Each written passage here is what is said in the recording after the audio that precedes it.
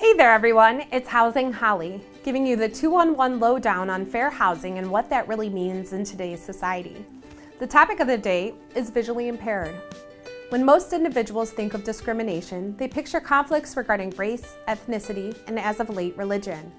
However, there is one class of people who experience the most discrimination within our community, and that is those who suffer from a disability. A disability is defined by the Americans with Disability Act as a person who has a physical or mental impairment that substantially limits one or more major life activity. Now think of your family and friends. What about your grandmother? She requires a walker for mobility and needs assistance on a day-to-day basis. Does that not meet the definition of disability? Yet within our community, these people suffering mentally or physically are met with resistance from employers, housing providers, and judgment from others.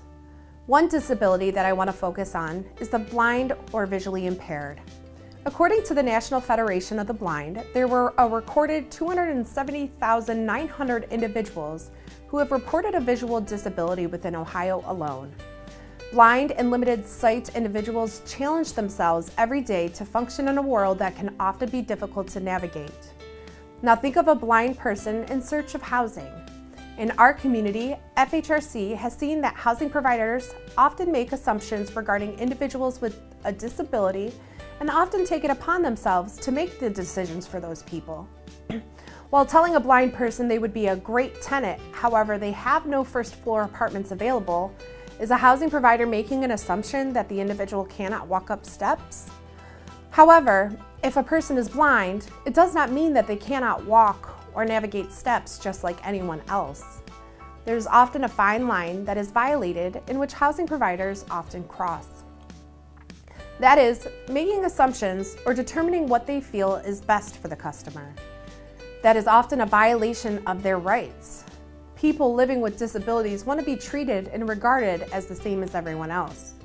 You wouldn't tell another customer that if they could see, would you? We often find that housing providers do this with the tenant's best interest in their hearts. However, you are objectively denying an individual housing based on an assumption or fear that they may be hurt or injured. It is the customer's job to determine what they can and cannot do. FHRC has seen blind people denied for housing on their basis of safety or because of their service animal in their search for housing. This is discouraging to people who have a desire to live, work, and rent a home the same as everyone else. Most blind or visually impaired individuals have learned to function in this world in the same way as you or I and have a desire to be provided the same opportunities as everyone else. Don't find yourself limiting opportunities for others because of fear or opinion. Take a step back and remember that everyone is paving their own path in this world just as you or I. They just might do things a little bit differently. Thank you so much for watching. Click the link below for more information on fair housing. Subscribe to my channel and look out for upcoming videos. If you want to ask me a question, shoot me an email at housingholly@gmail.com. Thanks again. Housing Holly out.